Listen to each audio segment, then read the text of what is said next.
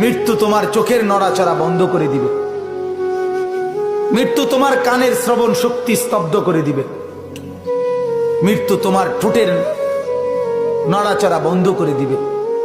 মৃত্যু তোমার জবানের শব্দ উচ্চারণ আওয়াজ বন্ধ করে দিবে। মৃত্যু তোমাকে তোমার কণ্ঠস্বর স্তব্ধ করে দিবে। মৃত্যু তোমার জিহ্বার সব স্বাদ বিনষ্ট করে দিবে।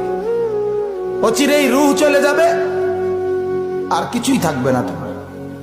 না কানের শ্রবণ শক্তি, না নাকের ঘ্রাণ শক্তি, না চোখের দৃষ্টি শক্তি, না চামড়ার অনুভব শক্তি, না পায়ের চলার শক্তি, না কল্পনার বিবেকের দিমাগের চিন্তা ফিকিরের শক্তি, কিচ্ছু থাকবে না।